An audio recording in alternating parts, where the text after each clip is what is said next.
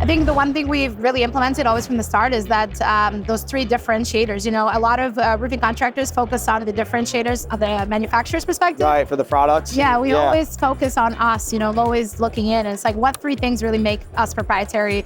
What the three things really make Golden Group proprietary? If I was to sell you Golden Group tomorrow, what am I really selling you, right? I'm not selling your shingles, I'm not selling that. So that's kind of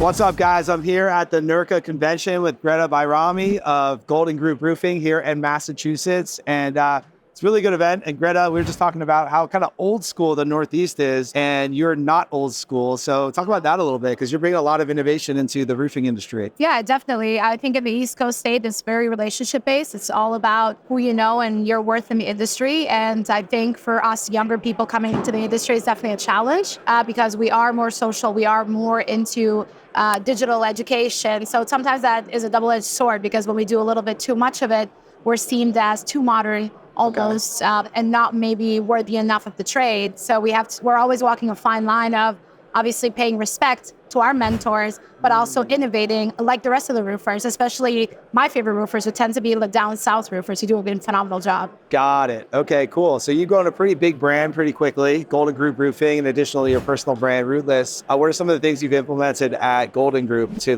really establish that brand presence?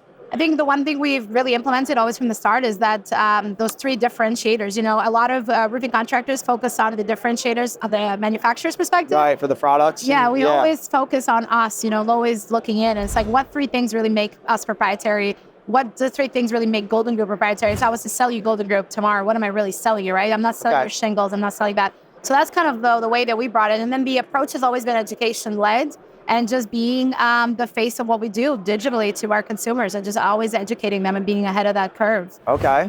So when the consumer wants to make a decision, we're not forcing it, because the consumer today is smart. They don't want to be forced anything. They just want to be educated. So when the decision time comes. I love it. We're focused on education as well, of course, at Contractor Dynamics. So what are some of the results that you've seen in terms of sales when you get homeowners or property owners coming into Golden Group? Are they kind of pre-sold and ready to work with you guys? Question. So I would say that 30% are already pre-sold.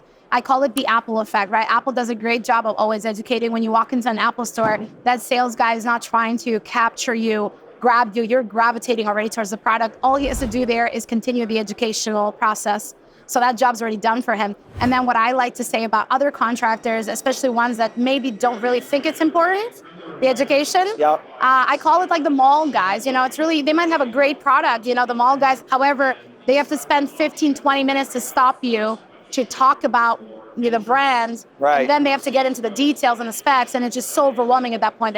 You don't want to stop at another booth again. Yes, absolutely. And those guys have to stop 10 people to get one that might be interested. Yeah. Whereas with your brand, you're attracting the people that are already 30% of the work's already done for you. And it increases this quality of life of the salespeople, the brand awareness, and just the culture. You know, we also don't want salespeople that have to go out there and do the owner's job of, warming up their brand to the customer. That job falls on the senior leadership. So that helps with their culture.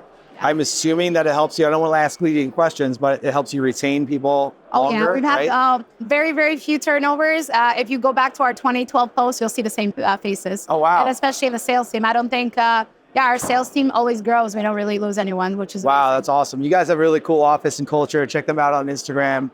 And yeah, that's a lot of roofers talk about that. It's so hard to find good people. I can't keep them. They're always leaving.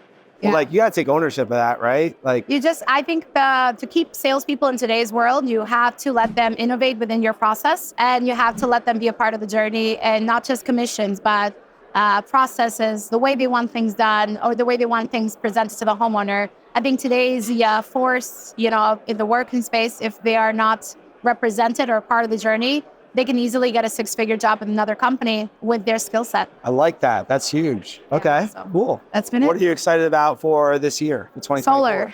Solar? Okay. I want to empower more and more roofers to do solar. For all the solar guys in the comments, don't come for me, but I think that roofers, we own the skylight, we own the chimney, we own everything that lives on the roofing space. Solar lives on roofs. Yep. I think that it makes perfect sense that we either collaborate or that roofers really get into the space. And the quicker we get into the space, the quicker we're going to do right by the homeowner. because we are their first level of defense. And no matter how many energy savings they might have with the solar unit, if the roof leaks, it will always outweigh whatever solar benefits, that electric bill provided.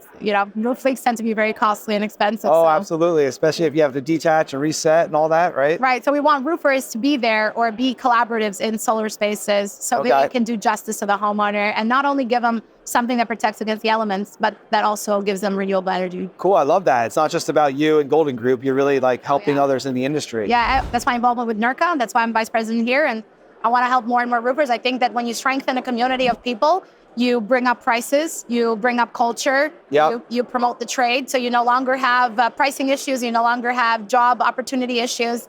I think when we collaborate and work together to strengthen ourselves is when we get rid of some of the issues that we constantly talk about every single year. Love it. Awesome. So yeah, that's it. Man, we can go on for hours, but I got to head to the airport. To the airport. This was great. Thank you so much. Thanks for having me. This is awesome. I love it. great. NERCA is a great event. So it's great to see you, meet you in person. Thank you.